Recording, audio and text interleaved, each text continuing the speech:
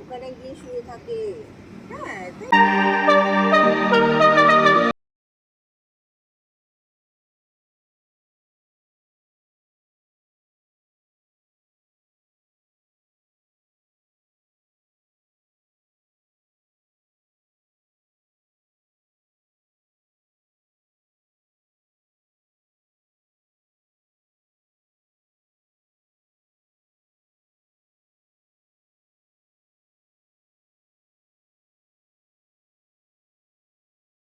Good morning guys.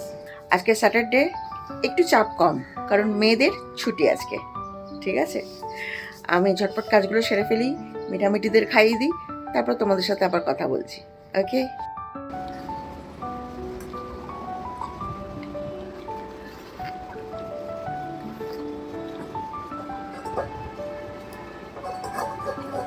প্রথমে খাবো না করছিল, তারপরে ফাঁকা করে দিচ্ছে। দেখ, ওই চাটছে।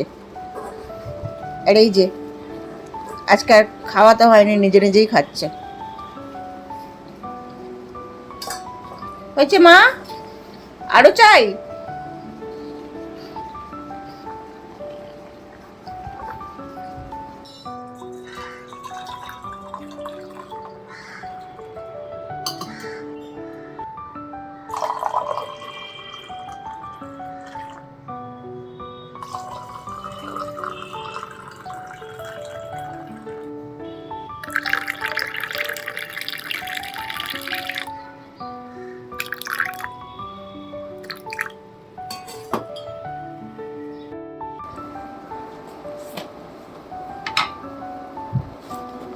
কি খাবে? পুকু খাবে?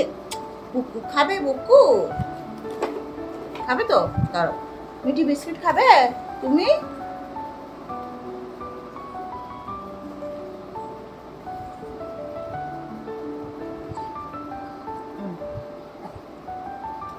না, নেমেছিস নেমেছিস আরে নেমেছিস তো আয়।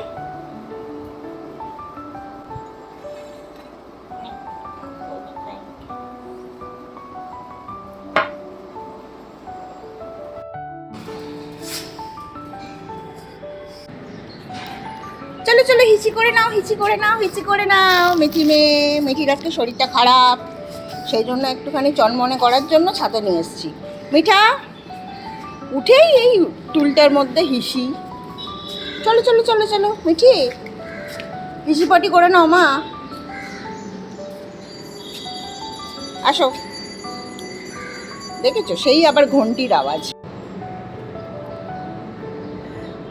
2022-এ আমার মা মারা যান,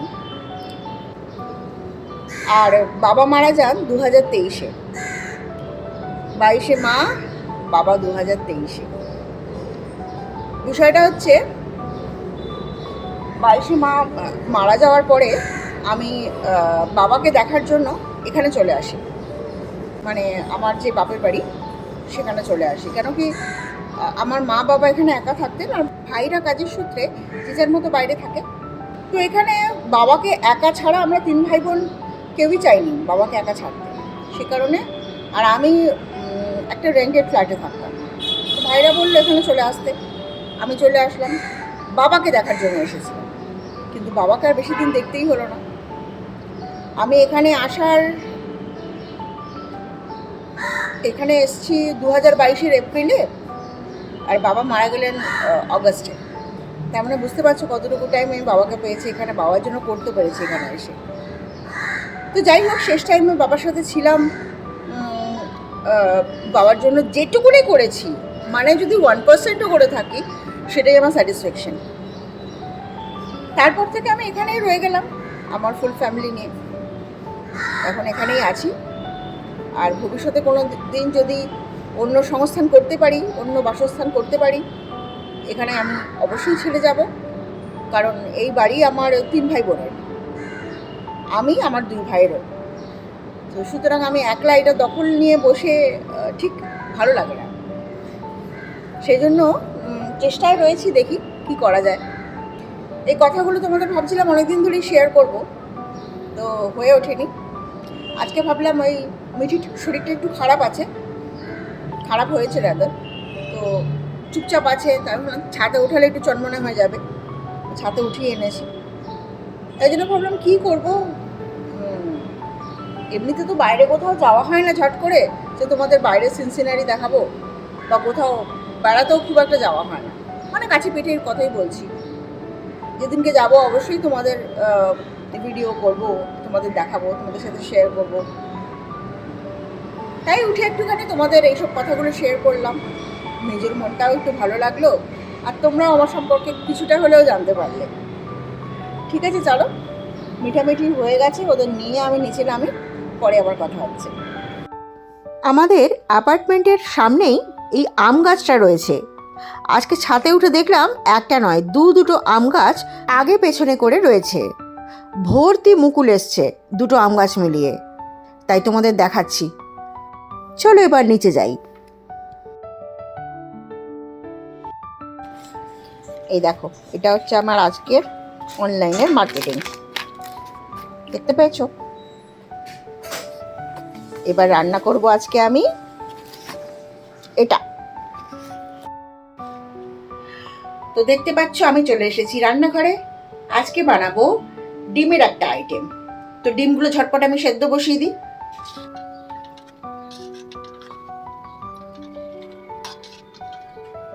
ছটা ডিম আমি সেদ্ধ করব। 6টা ডিমের মধ্যে দিয়ে দিলাম, হ্যাঁ ওই বাটিটাই যেটার মধ্যে মিঠামিঠির ডিম সেদ্ধ করা হয়। চলো এবার ডিমটা বসিয়ে দিই। নাও, ডিমটা আমি সেদ্ধ বসিয়ে দিলাম। ভালো করে একটা ভিডিও করব, মানে যখন ভিডিওটা করছি সেই সময় সাউন্ড নেবো তার উপায় নেই, সারাক্ষণ ঘন্টি বাজিয়ে যাচ্ছে পাশের, শুনেছ? সারাক্ষণ এত কিসের পুজো আমি জানি না বাবা, মানে একটা কোনো কাজ করা যায় না, সব সময় ঘন্টির আওয়াজ। ডিমটা ততক্ষণ সেদ্ধ হোক, আমি ততক্ষণ আলু পেঁয়াজগুলো কেটে নিই। ঠিক আছে, টমেটো আদা এসবই লাগবে, আমি কেটে নিই তোমাদের দেখাচ্ছি। ডিম সেদ্ধ হয়ে গেছে, অফ করে দিলাম। এবার এটা ছাড়িয়ে নেব। দেখো আলুগুলো আমি ছাড়িয়ে নিয়েছি, আর পেঁয়াজগুলো আধখানা করে কেটে নিয়েছি, আর একটা গোটা টমেটো নিয়েছি। এবার এগুলো পেঁয়াজটা কুচি করব, টমেটোটা কুচি করব, আর আলুগুলো কেটে ফেলবো। ঠিক আছে,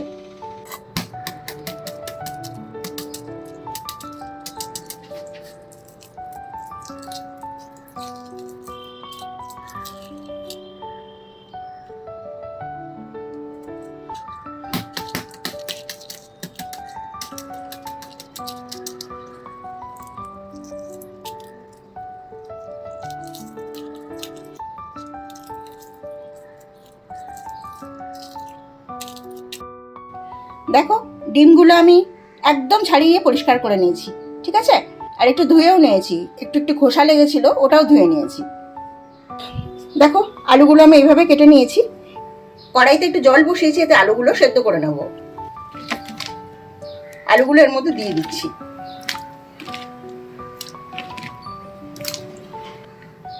দেখো আলুগুলো দিয়ে দিয়েছি, আর এর সাথে দেব একটু সামান্য নুন। আলুগুলো সেদ্ধ হোক, আমি ততক্ষণ পেঁয়াজগুলো কেটে ফেলি।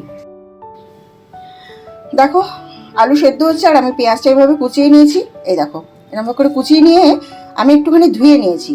অনেকে আমার সাথে একমত হবে না যে পেঁয়াজ ধুলে বোধহয় পেঁয়াজের ঝাঁঝ, পেঁয়াজের গন্ধ সব চলে যায়। মোটেই তা যায় না। যেটা হয় সেটা হচ্ছে পেঁয়াজে রান্না করলে, পেঁয়াজ ডিরেক্টলি কুচিয়ে রান্না করলে যে পেঁয়াজের মিষ্টতা থাকে সেটা কিন্তু ধুলে চলে যায়, তরকারিটা মিষ্টি হবে না। সেই জন্য আমি পেঁয়াজটা এরম করে কুচিয়ে ধুয়ে নিই। সেদ্ধ ডিমটা এবার আমি নিয়ে নিয়েছি। এবার যেটা করব সেটা হচ্ছে ডিমে অল্প একটু নুন ছড়াবো, আর অল্প একটু হলুদ।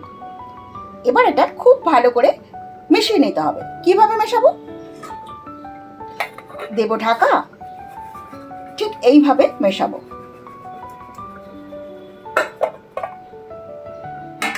দেখো ডিমে নুন হলুদ মেশানো হয়ে গেছে। এবার দেখো আমার স্পেশাল কড়াই বসিয়ে দিয়েছি। স্পেশাল কেন বলছি সেটা নিশ্চয়ই বুঝতে পারছো। স্পেশাল কড়াই বসিয়ে দিয়েছি, আর তাতে সর্ষের তেল দিয়ে দেব।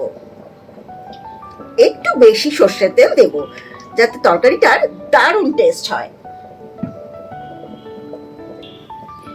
এবার দেখো আদা আর রসুন নিয়ে নিয়েছি আমি, কিছুটা রসুন আর আদা পরিমাণ মতো আমি টুকরো করে নিয়েছি। এই আদা আর রসুনটা এবার মিক্সিতে পেস্ট করব।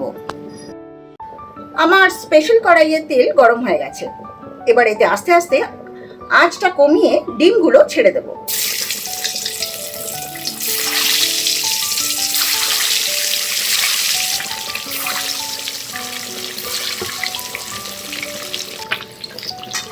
খুন্তি লাগাচ্ছি না, এইভাবে একটু নেড়ে দিচ্ছি।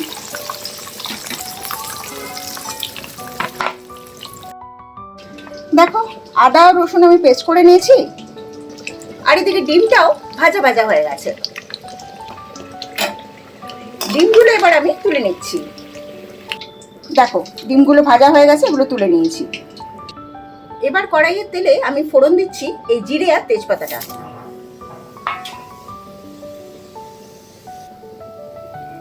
একটু ভাজা ভাজা হয়ে এসছে, এরপরে আমি পেঁয়াজ কুচিটা এর মধ্যে দিয়ে দিচ্ছি।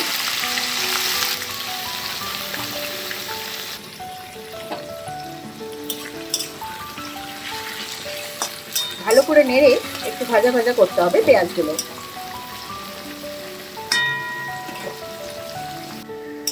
দেখো পেঁয়াজটা অনেকটাই ভাজা ভাজা হয়ে এসেছে, ঠিক আছে। এবার এর মধ্যে বাকি জিনিসগুলো দিয়ে দিতে হবে। প্রথমে দেব এই আদা রসুন বাটাটা আর টমেটোটা কুচি করে রেখেছি ওইটা, এই দুটোর মধ্যে দিয়ে দিলাম। দিয়ে আবার বেশ কিছুক্ষণ খুব ভালোভাবে নাড়াচাড়া করে নিতে হবে। এবার এর মধ্যে দেবো কিছু গুঁড়ো মশলা, সেগুলো তোমাদের দেখিয়ে দিই। দেখো আমি মশলাগুলো নিয়ে নিয়েছি। শাহি গরম মশলার গুঁড়ো, কাশ্মীরি লাল মির্চের গুঁড়ো, হলুদ, নুন আর এটা ভাজা জিরে গুঁড়ো, আর একটু আমি এর মধ্যে চিনি দেব। দেখো এর মধ্যে চিনিও অ্যাড করে দিয়েছি। এবার আমি এই কড়ার মশলাতে যেটা কষানো হচ্ছে সেটার মধ্যে এই গুঁড়ো মশলাগুলো দিয়ে দেব,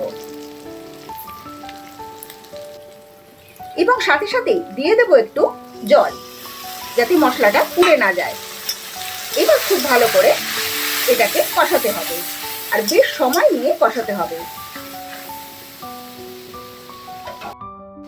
দেখো আলুগুলো এদিকে সেদ্ধ হয়ে এসছে, এবার এগুলোকে নামিয়ে নেব। দেখো সেদ্ধ আলু জলটা ছেঁকে আমি এভাবে রেখেছি, যাতে বাকি জলটাও ছেঁকে পড়ে যায়। আর আমি আবার ওই কড়াটাই বসিয়ে দিয়েছি, আর এতে এবার তেল দিয়ে দেবো। এই সেদ্ধ আলুগুলোকে একটু ভেজে নেব। মশলাটা খুব ভালো করে কষাতে হবে।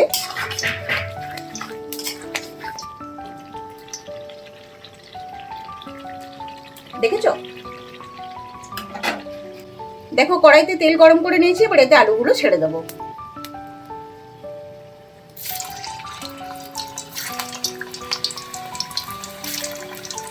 খুব সন্তর্পণে ছাড়তে হবে, সেদ্ধ আলু নখ লেগে বা হাত লেগে আলুগুলো ভেঙে না যায়। আর সেই জন্যই আমি অল্প অল্প করে নিয়ে ভাজা করছি। নুন এতে দেওয়াই ছিল আলুতে, সেদ্ধ আলুতে, আর আমি নুন অ্যাড করিনি, এইভাবেই ভেজে নিচ্ছি। আলুগুলো মোটামুটি ভাজা হয়ে এসছে, এবার তুলে নিচ্ছি। দেখো আলুগুলো ভেজে তুলে নিয়েছি, দেখেছো খুব বেশি লাল লাল করিনি, কিন্তু ভাজা করে নিয়েছি। এবার আমি এই কষানো মশলার মধ্যে এই সেদ্ধ আলু যেগুলো ভাজা করা হয়েছে সেগুলো দিয়ে দিচ্ছি। এবার কি করতে হবে জানো তো? হ্যাঁ, খুব ভালো করে এটা নেড়ে নিতে হবে। মশলা আর আলু যেন একদম মাখামাখি হয়ে যায়।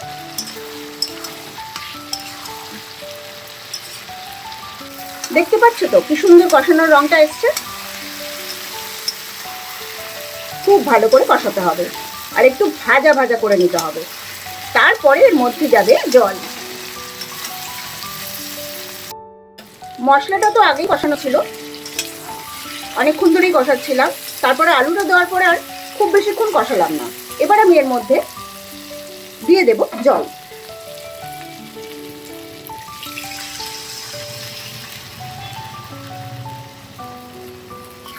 আর খুব ভালো করে নেড়ে দেবো।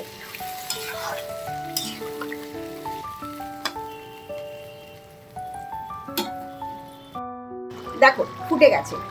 এবার আঁচটা একটু হালকা করে আমি এটা ঢাকা দিয়ে দেবো, একটু হোক আলুটা। বাড়িতে ছোট ভাই এসছে, তাই একটু আদা দিয়ে চা করছি।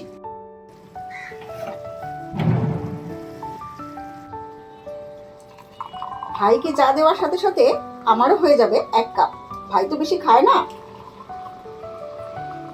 আমার ওহো পুরো 1 কাপ হয়নি, দুর্ভাগ্যক্রমে পুরো 1 কাপ হয়নি, আমারও হাফ কাপ হলো। ভাইয়ের তো হাফ কাপই খায়।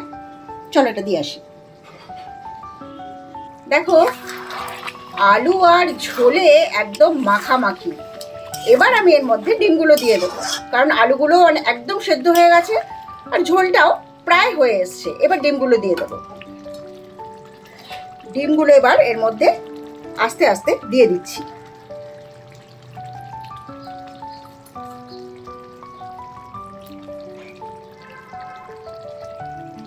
আঁচটা এতক্ষণ কমানো ছিল, এবার একটু আঁচটা বাড়িয়ে নেব।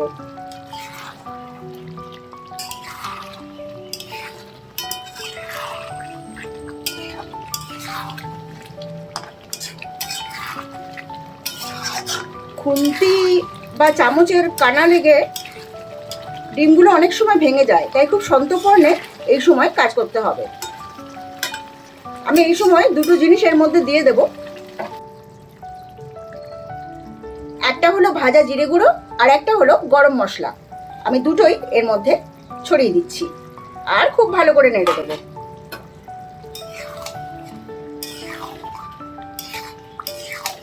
আর একটু হালকা আছে এটাকে হতে দেবো। ডিম আর আলু দিয়ে কষা আমার প্রায় কমপ্লিট। এবার এর মধ্যে একটু সামান্য ঘি মিশিয়ে দেব।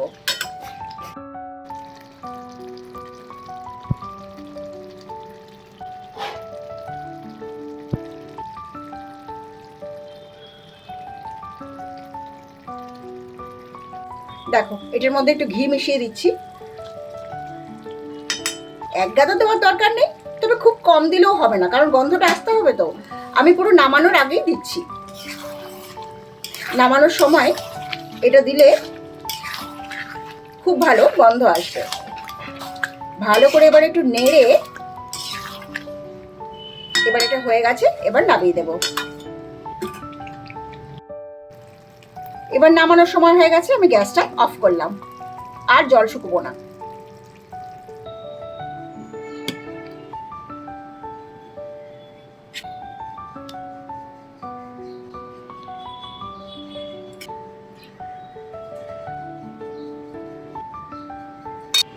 দেখো নিয়ে নিয়েছি।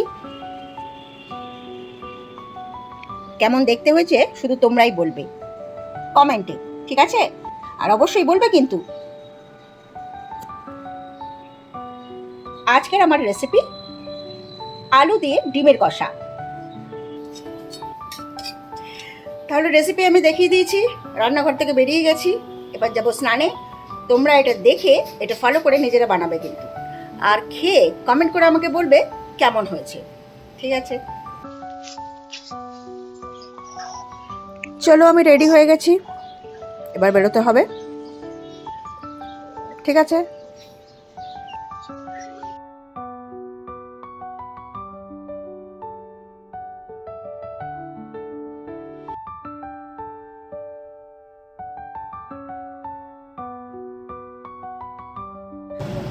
আমি ওদের জন্য একটু বিস্কিট কিনতে বেরিয়েছিলাম, এর মধ্যে তো আর কথা হলো না তোমাদের সাথে। বাইরে চা খেতে বেরিয়েছি আর ওদের জন্য একটু বিস্কিট কিনছি, তাই ভাবলাম রাস্তার আশপাশটা একটু ভিডিও করে নিই আর তোমাদের দেখাই। চেনা রাস্তা তাই না? হ্যাঁ, আমি চেনা রাস্তা দিয়েই যাতায়াত করি। চলো এবার ভেতরে যাই, বাকি কাজটা সেরে আবার বেরোবো, তখন তোমাদের সাথে কথা বলবো। চলো এবার বাড়ির দিকে রওনা দিয়েছি, ফিরছি বাড়িতে। আজকে আর কুটকুটিদের পাইনি, ওদের বিস্কিট খাওয়াতে পারিনি, তাই ব্লকের সামনে গিয়ে ওদের বিস্কিট খাওয়াবো, যদি অবশ্য ওরা থাকে, ঠিক আছে? চলো ফিরছি। আজকের ভিডিওটা এখানেই শেষ করছি। দেখা হবে কালকের ভিডিওতে। আজ আসি, চলো টাটা।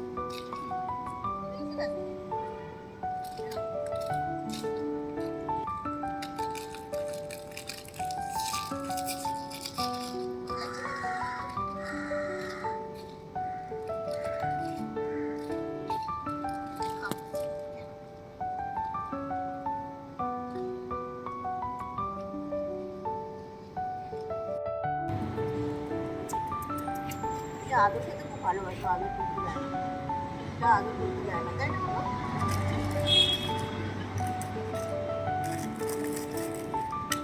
দেখতে হবে না, তুমি খাও।